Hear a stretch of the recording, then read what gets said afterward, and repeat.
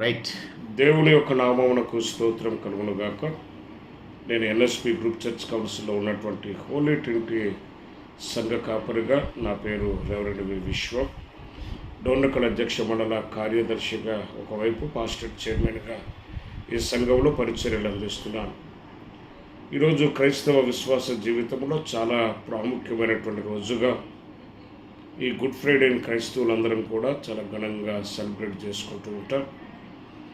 ఎందుకంటే యేసుక్రీస్తు ప్రభుల వారు మానవతారాన్ని ధరించి భూమి మీదకు వచ్చి తండ్రి యొక్క ఇష్టాన్ని, తండ్రి యొక్క చిత్తాన్ని, దేవునికి మనుషులకు మధ్య ఉన్నటువంటి సంబంధాన్ని, దేవునికి మనుషులకు ఉన్నటువంటి సహవాసాన్ని మనుషులు పాపం వలన కోల్పోయినటువంటి పరిస్థితులలో మరలా తిరిగి ఆ సంబంధాన్ని నెలకొల్పడానికి ప్రభు అయినటువంటి యేసుక్రీస్తు ప్రభుల వారు శిలువ మీద తను కార్చినటువంటి రక్తము ద్వారా మనుష్యులు కోల్పోయినటువంటి బంధాన్ని మరలా దేవునితో పునరుద్ధరించినటువంటి ఒక ప్రత్యేకమైనటువంటి సందర్భం ఈ గుడ్ ఫ్రైడే.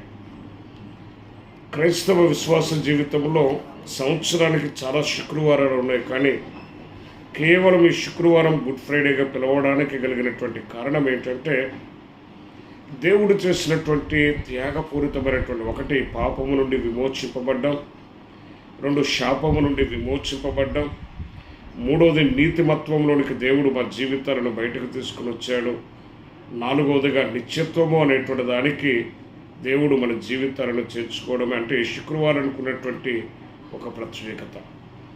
కాబట్టి శుక్రవారంలో మనిషి యొక్క జీవితంలో మరణం అనేటువంటిది చాలా విలువైనటువంటిది.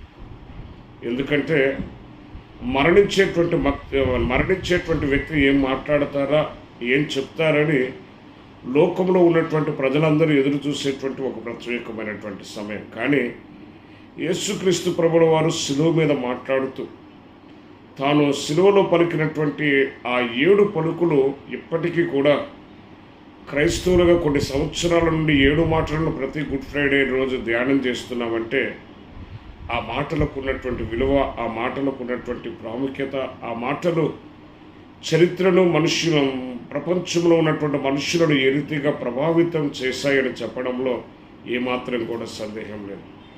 కాబట్టి రోజు క్రైస్తవులంగా, దేవుని యొక్క బిడలంగా యేసు ప్రభు వారి యొక్క పరిశుద్ధమైనటువంటి సన్నిధానంలో చేరి ఆయన శిలువలో పలికినటువంటి ప్రతి ఒక్క పలుకును జ్ఞాపకం చేసుకుంటూ మా జీవితాలకు వాటిని అప్లై చేసుకుని మా జీవితాలలో మేము ముందుకు వెళ్ళడానికి ప్రయత్నం చేస్తూ ఉంటాం. క్రైస్తవ్యంలో ఈ గుడ్ ఫ్రైడే అనేటువంటిది ఒక చరిత్రను, ఎందుకంటే ఒక వ్యక్తి శిలువ మీద మరణించడం అనేటువంటిది చాలా క్రూరమైనటువంటి మరణం. ఉన్నతమైనటువంటి దేవుడు, మహిమాన్వితుడైనటువంటి దేవుడు పాపంలో ఉన్నటువంటి మనుష్యులను విడిపించడానికి, ఈ క్రూర మరణాన్ని పొందడానికి కూడా తాను ఇష్టపడి ఆ శిలువ మరణం పొంది ఈరోజు క్రైస్తవులందరికీ కూడా రక్షణ భాగ్యాన్ని ఇచ్చినటువంటి ఒక శ్రేష్టమైనటువంటి రోజు ఈ గుడ్ ఫ్రైడే. కాబట్టి ఈ గుడ్ ఫ్రైడేలో మనం దేవునికి సమర్పించుకుందాం. మనలో ఉన్నటువంటి బలహీనతలు, మనలో ఉన్నటువంటి లోపాలు, యేసుక్రీస్తు ప్రభుల వారు శిలువ మీద చూపించినటువంటి ప్రేమతత్వాన్ని, ప్రేమ స్వభావాన్ని మనం కూడా ఇతరులను ప్రేమించి, ఇతరులను క్షమించి, ఇతరుల యొక్క క్షేమాన్ని కోరుకునేటువంటి వారంగా ఉండాలి అనేటువంటిది మన జీవితాలకు తెలియజేసేటువంటిది గుడ్ ఫ్రైడే. కాబట్టి ఈ గుడ్ ఫ్రైడే యొక్క శుభాలు మీ అందరికీ తెలియజేస్తూ, ప్రాముఖ్యంగా ఈ గుడ్ ఫ్రైడే తర్వాత ప్రాముఖ్యంగా క్రైస్తవులు చేసుకునేటువంటి పండగ ఈస్టర్, పునరుద్ధాన పండగ. ఈ పునరుద్ధాన పండుగ అనేటువంటిది గనక లేకపోయినట్లయితే క్రైస్తవ్యం అనేటువంటిది భూమి మీద ఉండేటువంటిది కాదు. ఎందుకంటే భూలోకంలో చాలామంది దేవుళ్ళు అనబడినటువంటి వారు, దేవతలు అనబడినటువంటి వారు ఉన్నారు. కేవలం లోకంలో ఉన్నతమైనటువంటి స్థాయిలో ఉన్నటువంటి వారు భూమి మీద పుట్టారు, చనిపోయారు, కానీ ఎవ్వరు తిరిగి లేపబడలేదు. కానీ కేవలం యేసుక్రీస్తు ప్రభుల వారు ఒక్కడే మరణాన్ని జయించి మృత్యుంజయుడే తిరిగి లేచినటువంటి పండగే పునరుద్ధాన పండగ. కాబట్టి ఆ పునరుద్ధాన పండగ అనేటువంటిది మన జీవితాలకు ఒక నిరీక్షణతో కూడినటువంటి జీవితాలు.